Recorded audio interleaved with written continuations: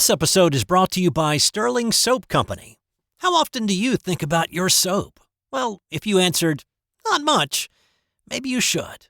You see, a lot of what passes for soap in stores is technically not soap, according to the FDA's definition. It's full of lab-created chemicals and detergents because, well, it's cheaper to make. Now, what if you could buy natural soap made from natural ingredients like tallow, palm oil, coconut oil, and scented with essential oils, and for just a little more than you'd pay for grocery store soap? Sterling Soap is 100% natural, and with a wide variety of bath soaps, shave soaps, beard balm, lotions, and cologne, there's a product and a scent for just about everybody. Check them out for yourself at sterlingsoap.com. That's STIRLING soap.com. Are you a hockey fan? Then you'll love Eric Zweig's new book, Hockey Hall of Fame True Stories 2. It's a treasure trove of untold tales, bizarre incidents, and captivating trivia that will leave even the most devoted puckhead astounded. The intense rivalries, epic showdowns, and historic clashes that shaped the NHL's early years, it's all in there. Zweig uncovers the true stories that helped shape the sport, ensuring that you will never look at hockey the same way again. Check out Hockey Hall of Fame True Stories 2 on Amazon or wherever fine books are sold. And welcome back to another edition of This Day in Sports History. I'm your host, Steve White. And hey, do you listen to audiobooks? Well, I've got a new one that just dropped on Audible. It's called Project Renaissance Augmented Reality. It's written by Brian Gates. Now, it's a gripping sci-fi thrill ride set in the not-too-distant future. And I had a lot of fun working on this book and the entire series. So check it out. Just search for Project Renaissance Augmented Reality, written by Brian Gates and voiced by me. You can find it on Audible. All right, on to today's episode. It's August 5th, and on this day in 1984, Joan Benoit won the first women's Olympic marathon. So I talked about this a little bit on the August 2nd edition of This Dish, when women ran track in the Olympics for the first time in 1928. The erroneous reports about women collapsing during the 800-meter run led to women being restricted to distances of 200 meters or less until 1960, when the 800 was reinstated. The women were not allowed to run the 1,500-meter, and that's a little less than a mile, until 1972. So even though the marathon had been one of the original events since the modern Olympics were developed back in 1896, there was not a women's version until the 1984 Los Angeles Olympics. 50 women representing 28 countries started the race. The weather in LA on this day started in the lower 60s, but it jumped to the mid-80s during the race, which is a bit warm for a race of this distance. American Joan Benoit entered the Olympics as a two-time winner of the Boston Marathon, which she won in 79 and 83. At the 3-mile mark, Benoit made a bold move, picked up the pace, and nobody matched her. She put some distance between her and the rest of the field, and Benoit was a little surprised that nobody actually tried to go with her. Norway's Grete Waitz had never lost a marathon in her career, but she hung back. So Benoit kept on going it alone. The fact that she was even in the race is one of those amazing things, though. Back at the qualifier in May, Benoit not only won that race, but she did it just 17 days after having arthroscopic knee surgery. Most people are still struggling to walk without a limp at that point after surgery, and she was rocking 26.2 miles.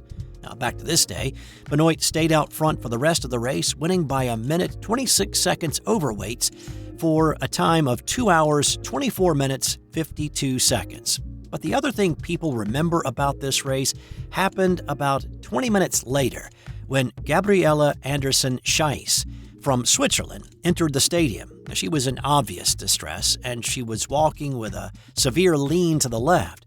She was pumping her right arm, but she couldn't walk a straight line. She said afterward that her brain was working just fine. She knew where she was, but she just couldn't will her legs to run.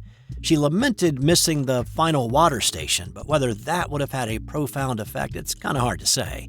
She managed to put one foot in front of the other and staggered around the track to the finish line to finish 37th out of 44 that finished that day. Sticking with the Olympics, on this day in 2012, it was the mesmerizing Usain Bolt winning the 100-meter event. Not much could slow Bolt down, not even a bottle thrown from a fan in the stands intended for Usain but landed in Tyson Gay's lane instead.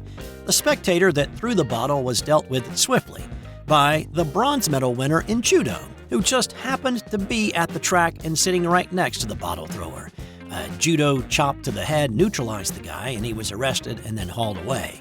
When the gun sounded to start the race, Bolt was a little slow out of the blocks, running in third, but at the 50-meter mark, he turned on the jets and cruised to the gold medal by 0.12 of a second. Bolt was just the second man to defend his 100-meter gold in Olympics competition, joining Carl Lewis. His time of 9.63 seconds set the Olympic record that still stands going into this Olympics, but it came up a little shy of his own world record of 9.58 that he set back in 2009. Making another smooth transition to another land speed record set on this day, in 1963, a race car driver / innovator / part crazy man named Craig Breedlove took the rocket-powered car that he'd built to the legendary Bonneville Salt Flats and expanded the boundaries of what was truly possible. Breedlove was a 26-year-old daredevil set on pushing past any engineering limitations to power a car to faster and faster speeds. Breedlove's car, you know what, that doesn't really do a vehicle with a rocket propulsion system justice, does it? Breedlove was driving, a rocket with wheels, 3 wheels to be exact. It was dubbed the Spirit of America, built around a General Electric J47 turbojet engine. It took him $250,000 to build it, test it, and then get it ready for his attempt on this day. Over an 11-mile stretch of the Salt Flats, Breedlove managed to get the car, rocket mobile to 407 miles per hour, setting a new land speed record. He would go on to make adjustments and improvements over the years and set the record twice more with the Spirit of America, finally getting it up to 526 miles per hour in 1965. And from that first to this first, on this day in 1967, it was the first time an AFL team played an NFL team. It was an exhibition game between the AFL's Denver Broncos and the NFL's Detroit Lions. The merger had been announced a year earlier, but would not come fully under one umbrella for another 4 years. However, one of the terms of the merger created a championship game between the two leagues that became the Super Bowl.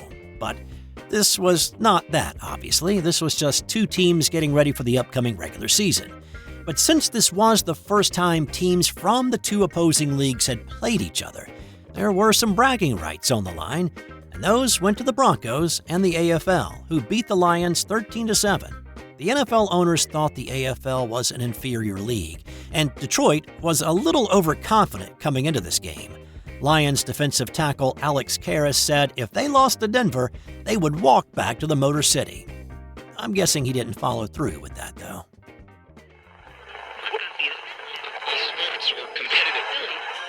And now to another first on this day in 1921. It was the first radio broadcast of a baseball game. Pittsburgh's KDKA covered the game with Harold Arlen reporting on the action at Forbes Field in a game between the hometown Pirates and interstate rival Philadelphia Phillies. It was a real humdinger of a ball game as the old Pittsburgh Nine showed those Phillies who's boss. Things were all square in the bottom of the 8th inning when our hometown boys managed 3 runs on some real wing-ding hitting. The crowd left all smiles as the Pirates beat those dastardly Phillies 8-5. Sorry about that. And we roll right into what Pittsburgh Pirate... Man, this episode is fitting together like a 1,000-piece jigsaw puzzle. Snug and tight. Anyway. What Pittsburgh Pirate Willie Stargell did on this night in 1968. Pittsburgh was in the middle of a West Coast swing and playing in Los Angeles. Well, just realized we came full circle. Nice. Stargell came to the plate in the 7th with the game tied at 3. He proceeded to untie it with a monster shot. The ball traveled 506 feet 6 inches, becoming the longest hit home run in the history of Dodger Stadium. Despite Shohei Ohtani's impressive monster shot back on July 24th, Stargell's blast on this day is still the record.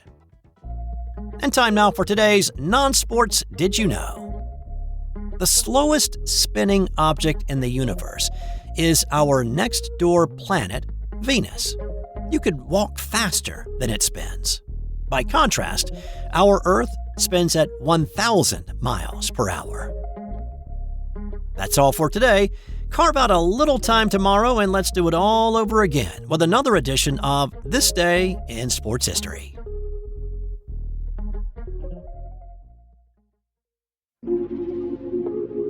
This has been an original Thrive Suite production. Hey there, sports history fan.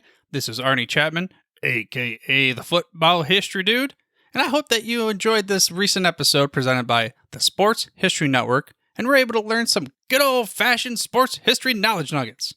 I started the Sports History Network back in 2020 with the mission to help podcasters find a community of like-minded sports history nerds, as well as helping aspiring podcasters to start their own shows. We have a little bit over 30 shows on the network right now covering all sorts of sports history, but as far as I'm concerned, we're just at the toothpick in the ocean moment, that can't even figure it out because there's so much more coming. We wanted to create the ultimate headquarters for sports yesteryear, starting with Podcast Network and our website, but we're going to continue to move into other mediums as well. And here's the cool part, because we want you to be part of our team. So if you're interested in starting your own podcast, or maybe being a guest on one of our shows, or who knows, maybe even writing an article for us over on the website. Seriously, all you gotta do is reach out to us on the contact page over at sportshistorynetwork.com. You can be as technologically savvy as a Neanderthal tapping on a stone trying to figure out this whole hieroglyphics thing back in the day. Again, it doesn't matter, because even if you don't understand the whole podcast space, we have a production team that can pretty much help you out with doing everything. All you gotta do, head over to sportshistorynetwork.com, head to the contact page, fill it out. That message goes right to me, and I'll reach out to you as soon as I can. But for now, dude, I'm through if you're through.